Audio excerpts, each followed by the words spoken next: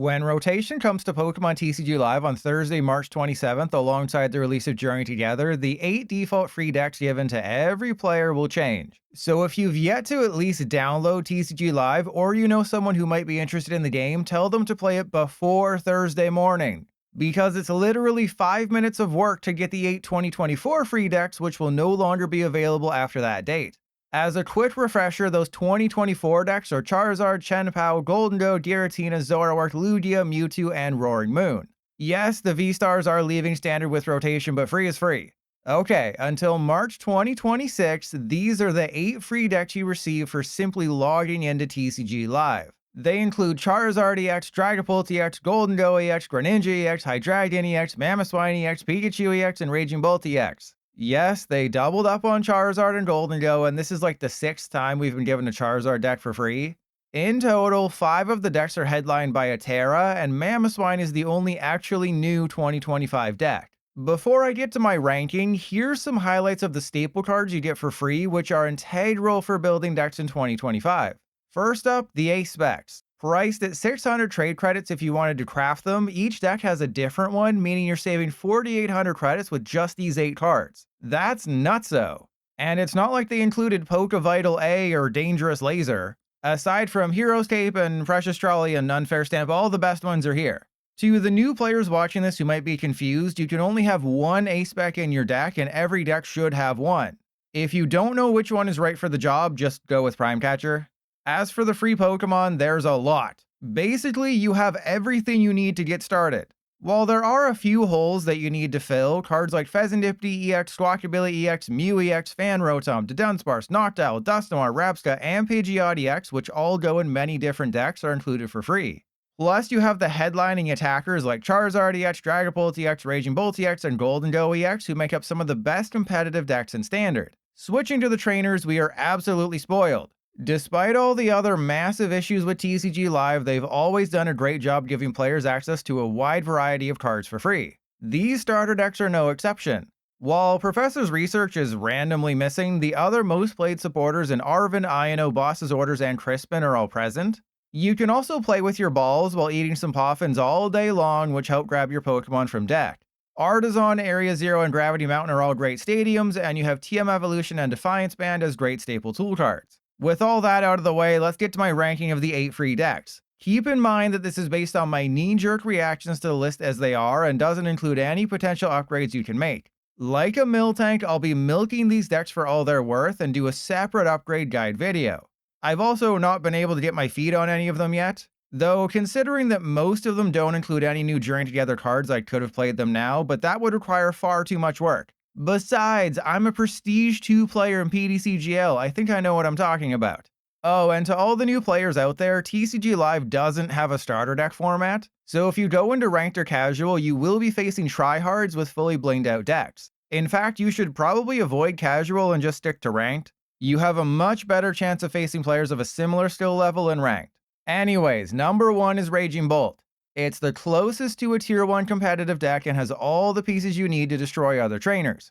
Honestly, if you took this list as is, you would make it to Arceus League. Or I guess Master League, because they're getting rid of Arceus League. Earthen Vessel, Ultra Ball, and Squawkabilly get your energy in the discard pile for Sada's Vitality. Ogerpon accelerates energy to itself and draws a card, and Noctowl just grabs any 2 trainers upon evolution. Cut 1 Raging Bolt or 1 Area Zero, add a Pheasantipity, and it gets even better. To be completely honest, decks 2, 3, and 4 all have a similar power level. Any of them could be in any of these spots. But even with its flaws, I put Dragapult in second. Dragapult does 200 damage and spreads 6 damage counters to their bench Pokemon, meaning it's a menace to decks that have low HP basics. Dusknoir blows itself, giving up a prize and dealing 130 damage to any one of your opponent's Pokemon. And Xatu accelerates a Psychic Energy to a bench Pokemon while drawing 2 cards. I do question having both Crispin and Xatu though. And only 2 Dracloak means the draw power is a lot worse than it should be. You're also relying way too heavily on rare candy in a world where Badoo can easily shut them off. But even though it's a suboptimal Dragapult deck, it's still a Dragapult deck. And it's going to be everywhere on TCG Live starting this Thursday. Yeah, I know. Goldengo over Charizard, am I crazy? Well, yes, obviously. What sane person would choose to play TCG Live for over 3 years straight? But I'm thinking of a few things, including what you got hiding in those socks. Gold and Go can one-shot everybody fairly easily for a single energy. Not only that, it's its own draw engine. Only having a 1/1/1 line of Togekiss plus one rare candy is risky when it comes to prizing, but it might be able to get you an extra prize card or two each game. Overall, this list just has all the components to consistently win games without too much work. You do get absolutely destroyed by a Mimikyu though. And the Gimme Ghoul only has 50 hit points, making it an easy target for Dragapult and Dusclops. But Gold and Go has always been a great option for new players, and this shows why. Charizard, meanwhile, has way too much energy. 10 fire is completely unnecessary when your main attacker only needs 2, and Charizard itself accelerates 3 upon evolution. I know this might be hard for newbies to wrap their tongue around, but Charizard can get by with as little as 6 fire energy in deck. Other than a little bloat, Charizard's awesome. It can deal up to 330 damage for 2 energy, Pidgeot EX gets you whatever card you want each turn, and Mew EX can copy the attack of your opponent's active. Plus, there's 4 Arven and 4 Ino. That might seem like a weird thing to praise, but wait until you see what's coming up. They really gave up on some of these next ones. Now we get to the back half of the free starter decks. While the top 4 are all great as is, able to carry you through ranked, there's a definite gulf between those ones and these ones. Typically when you're building a Hydreigon EX deck, you start with Crispin and Pidgeot, then throw in a Counter Dane for good measure. This one goes in a completely different direction and focuses on Blissey EX with Glass Trumpet, plus a Rev of Room for card draw. Like, I get it, Rev of Room puts energy in the discard pile and draws you cards. Glass Trumpet attaches energy from the discard pile to Chansey or Blissey, and Blissey moves it up to Hydreigon. It's just a lot to go right. You need 2 stage 1 lines plus a stage 2, and it's not like there's a million supporters here either. If you don't start one of your 3 Arven or 2 Ino, you basically lose the game before it begins. Xatu would have been a much better option since it's acceleration and card draw, but they already gave that to Dragapult, so Hydreigon kinda gets screwed. I'm not saying Greninja EX is a bad card. In fact, without a bench barrier basic and standard until the end of May, Mirage Barrage sniping 120 to 2 of your opponent's Pokemon is quite strong. The issue is the deck list. What it seems they did is took a Chien-Pao EX deck, removed all the rotating cards that made it good like Irida, and jammed in Greninja EX. The end result is something that doesn't know what it wants to be. Greninja can attack for a single water energy and deal 170 damage with its first attack, so Baxcalibur's acceleration isn't really necessary. My guess is they saw that Chien-Pao was free last year at the very last minute, didn't want to give us another repeat, and put in as minimal effort as possible. Just like Hydreigon, you should start with Pidgeot EX when building Mamoswine, then throw in Garganacl for energy acceleration. Instead, they chose Quaquaval. Honestly, I might be wrong about this one, because if everything goes right, one duck accelerates energy from hand while the other duck draws you cards. There's no Goose, but Grandtree evolves into your stage 2s, thus making Mamoswine stronger. So if you don't brick at the beginning of a game, it could be strong enough to place in 5th, not 7th.